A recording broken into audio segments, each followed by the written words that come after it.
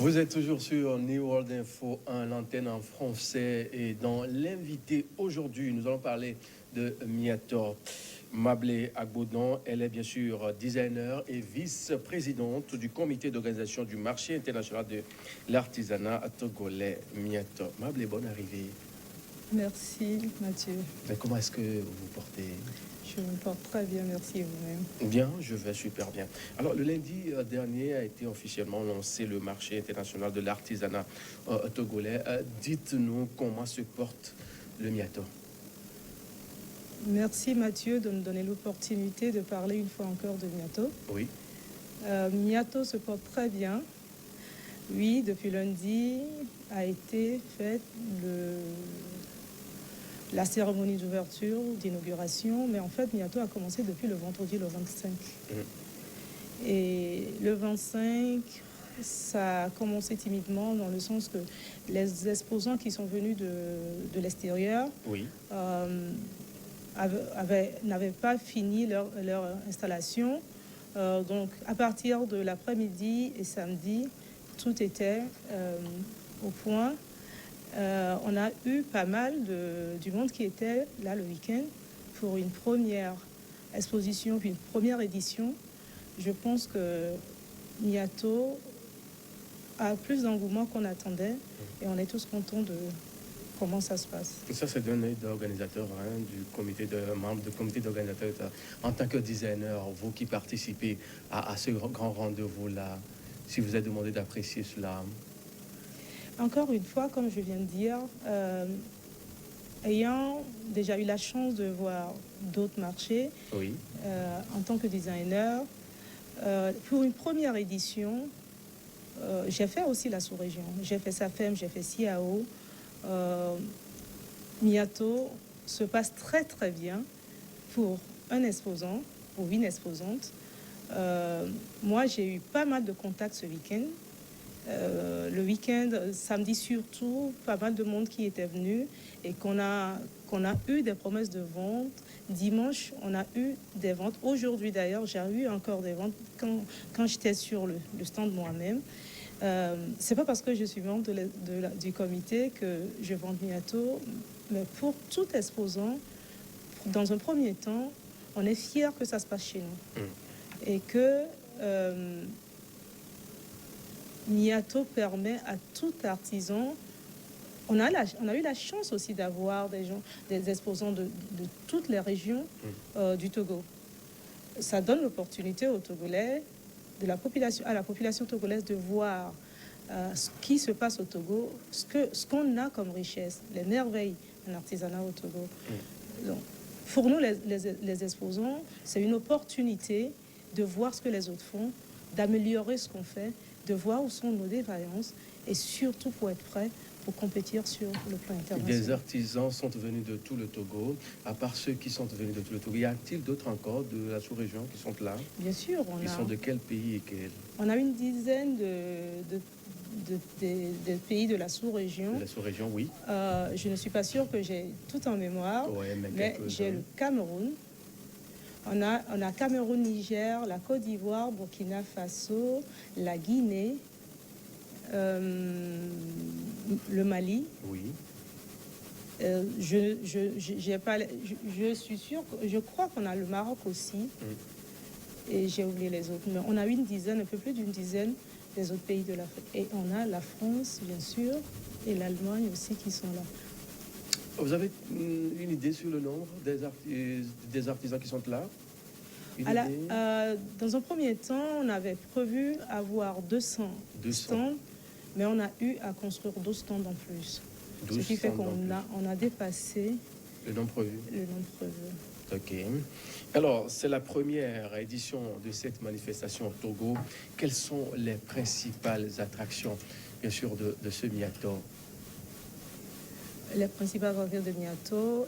Miato étant encore une fois à sa première édition, à part les expositions où je disais plus tôt qu'on a les artisans de toutes les régions, ce qui veut dire que Miato englobe en un mot toutes les richesses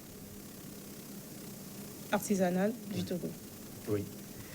En dehors des expositions, il y a des formations où on essaye de... Miato vient, encore une fois, renforcer, outiller les artisans pour améliorer leur production, leur savoir-faire, comme le terme le dit si bien, pour les aider à innover leurs produits. Alors, quand on parle de l'artisanat, il y a toujours un petit souci là. On se demande qui est-ce qu'on appelle artisan? Qui sont ceux-là qui sont appelés aujourd'hui artisans? Ceux qui font des perles, ceux qui font des sculptures, ceux qui font des pagnes traditionnels. Qui est artisan? L'artisan, c'est celui qui conçoit ou réalise à la main. L'artisan, moi je suis une artisane. Celui-là qui prend son clou, qui met dans un bois avec son marteau, c'est un artisan. L'artisan, c'est celui qui... on a différents genres d'artisans. Il n'y a pas que... Par exemple, le coiffeur, c'est un artisan. Okay. Le photographe, c'est un artisan. On a différents genres, on a différents types d'artisanat, différentes catégories. On a les artisans de service. Par exemple, c'est là où je parle de photographe, le décorateur. Le bijoutier, c'est un artisan. Donc, on a plus de 200 catégories ou en différentes catégories d'artisans. Donc, c'est comme je disais, il y a les artisans de service, il y a ça m'échappe un peu. Oui. Bon, on va voir. Au Togo, on a quel genre? On a toute cette panoplie-là d'artisans au Togo.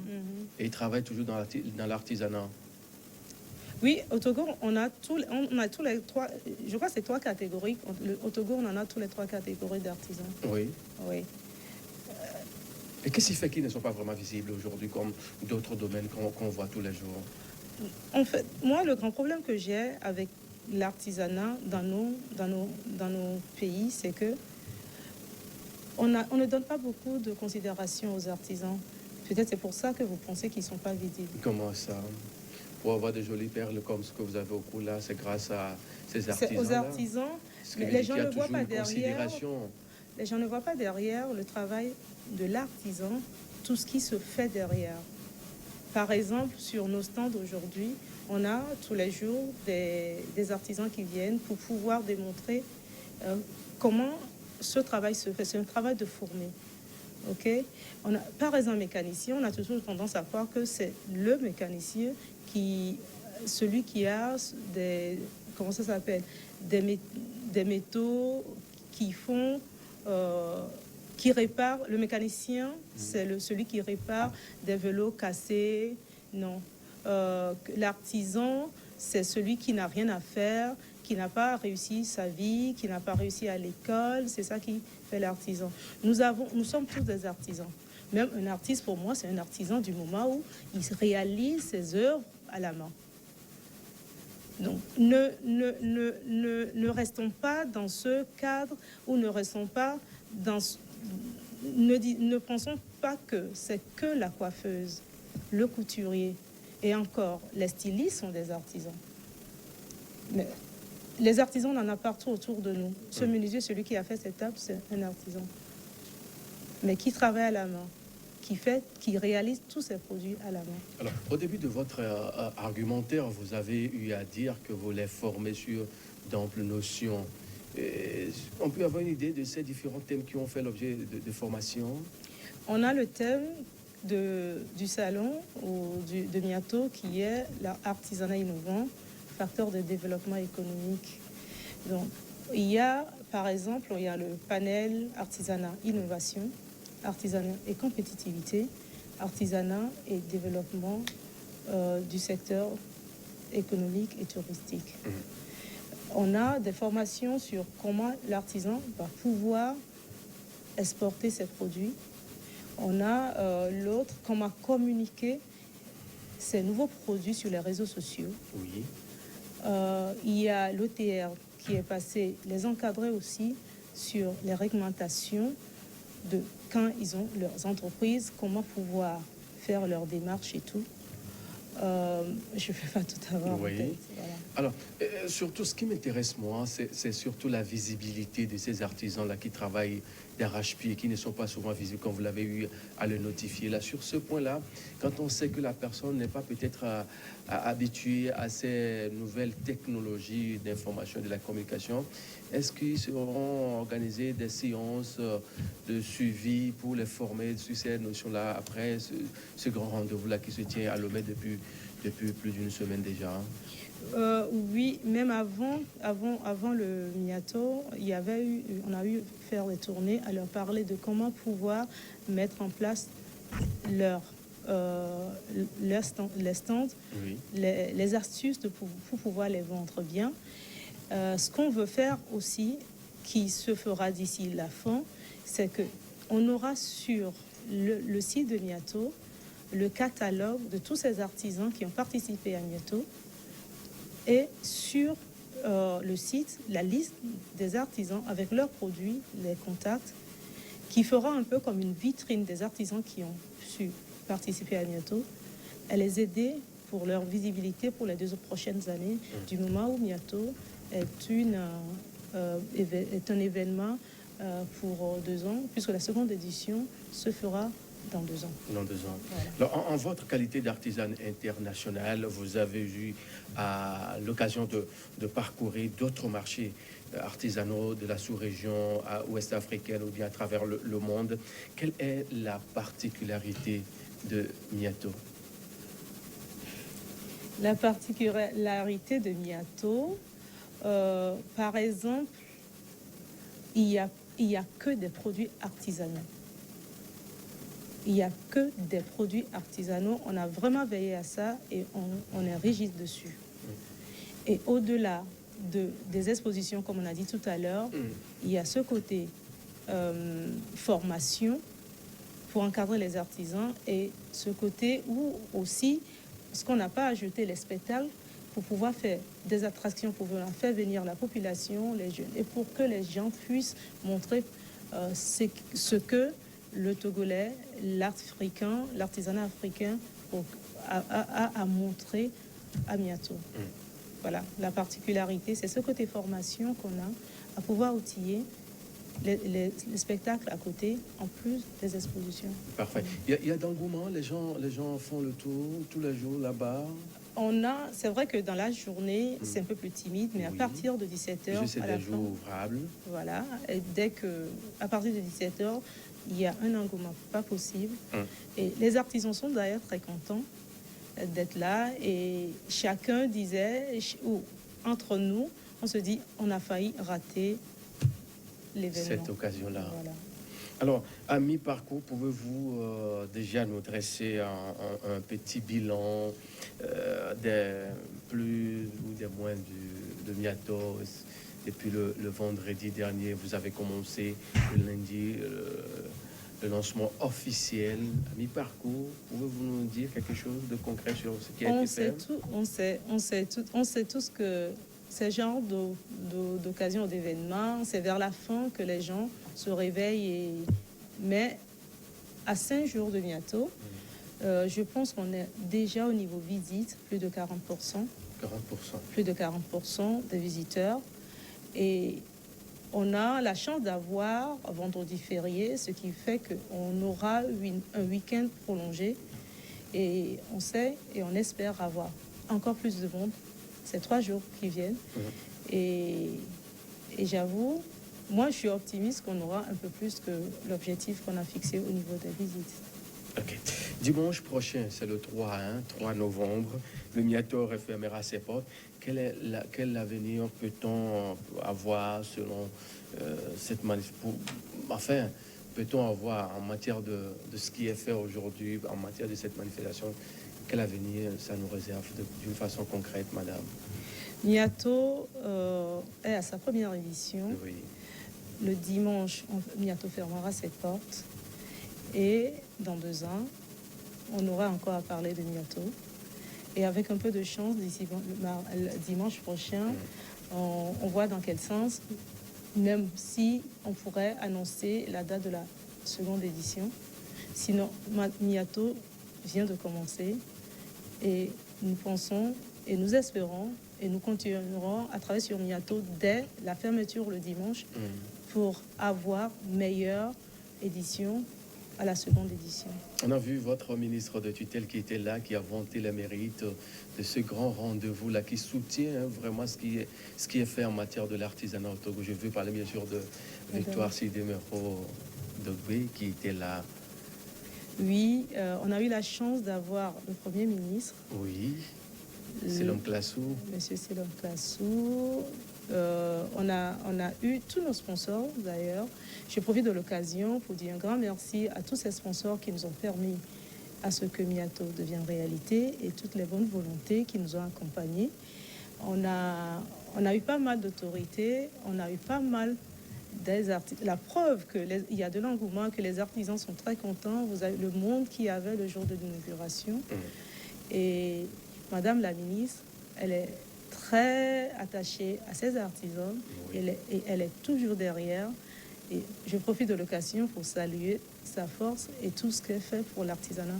Et surtout le gouvernement togolais. Et surtout le gouvernement togolais. Le Premier ministre, il est là. Et le président de la République. C'est rare de voir le Premier ministre se déplacer pour ces... Qui représentait l'excellence, le président de la République. Voilà. Alors, il y a eu des informations là qui circulent sur l'établissement des actes de naissance pour les enfants.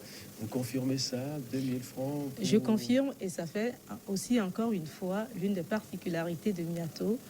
Il y a un service sur place qui s'occupe des pièces d'identité des artisans et les ayants droit sur le site de Miato pour nos artisans qui n'ont pas de pièces d'identité ou que n'ont pas les pièces d'identité, la naissance et la nationalité. La nationalité se fait à 5 000 francs et l'acte de naissance à 2 000 francs. Ils le font parce que la plupart de ces artisans, peut-être en temps travaillant, ont perdu l'acte de naissance des enfants qui vont avoir des soucis par après. Ils doivent se signaler en même temps. Il y en a beaucoup, même des artisans. Moi, j'ai une quarantaine d'artisans à mon atelier. Je pense qu'il y a 60% qui n'ont pas de pièces d'identité du tout. Et ils sont très, comme je dis encore, ils sont très, très, très fiers de participer à Miato. Et on donne la priorité d'ailleurs aux artisans, les exposants qui sont là. Et après, on verra, il y a tout le temps du travail à ce service-là. Et on verra comment on fera. On ne sait pas si les prochaines éditions, on aura les mêmes choses. Il y aura toujours d'innovation. Il y aura toujours d'innovation et c'est pour ça on est là. C'est pour ça Miato est né, pour pouvoir pousser les artisans à innover. Et l'innovation ne s'arrêtera pas qu'à l'artisanat, mais dans tout ce qui nous entoure. Vous pensez peut-être pour la prochaine fois d'aller dans l'intérieur du pays, peut-être aller à Sokodé pour faire Miato Acte 2 ou à Kara pour le faire, ou Karuma à Kwalimé ou à Dapaon, ça peut se faire peut-être, ou bien les idées sont en train d'être mûries pour voir si forcément tout le monde doit se retrouver à la capitale Lomé. Je ne saurais répondre à la question, mais à ma connaissance, je n'ai pas eu vent de décentralisation de Miato pour l'instant. Peut-être à venir, en voyant comment s'est passée cette édition, ce serait à voir avec les autorités. Ils sont pleins à l'intérieur, peut-être que c'est une façon de les attirer aussi, pourquoi pas. Nous, on est dans quelle catégorie, nous, comme ça, là? On est dans quelle catégorie? On est des artisans aussi, non? On peut venir profiter de cette occasion-là? Vous pouvez toutefois, vous pouvez les accompagner d'ailleurs. C'est ce qu'on fait déjà, bien sûr, en communiquant autour de ce que vous faites déjà. Et on vous remercie de nous avoir donné encore une fois l'opportunité de parler de Miato. Et je profite de l'occasion pour sensibiliser les gens qui ne sont pas venus encore au salon, au marché international, au marché international de l'artisanat du Togo. Ne ratez pas ce week-end. On a un week-end assez long et que chacun puisse mettre dans son agenda les belles occasions, les belles affaires. C'est notre marché, c'est à nous de l'animer et on vous attend tous sur le site de Miato. On fait un petit rappel du site, puisqu'il y a des gens qui ne suivent pas forcément au Togo, qui sont à l'extérieur du pays, qui peut-être avec un petit vol là, de Abidjan et au Cotonou, on descend, on se dit c'est où concrètement au Togo? Miato se passe sur l'esplanade du Congrès, Palais des Congrès. au Palais du Congrès de Oui. Lomé. Voilà. Et Miato est ouvert de 9h à 22h tous les jours jusqu'à dimanche. Et l'entrée est soir. gratuite. Hein? Et l'entrée est gratuite, complètement gratuite. Faut pas qu'il y ait des anarcheurs là-bas qui vont Non, dire il n'y a faut pas donner 100 francs, 200, non, 500. l'entrée est gratuite. Oui, c'est des informations qu'il faut préciser au public qui nous suit actuellement. Voilà. Mable, merci d'être passé. C'est nous qui vous remercions. Je rappelle bien sûr que vous êtes la vice-présidente du comité d'organisation du marché international de l'artisanat togolais. Bon retour chez vous. Merci Mathieu, à bientôt. Merci, nous allons devoir marquer la pause pour se retrouver avec les confrères dans Regard croisé.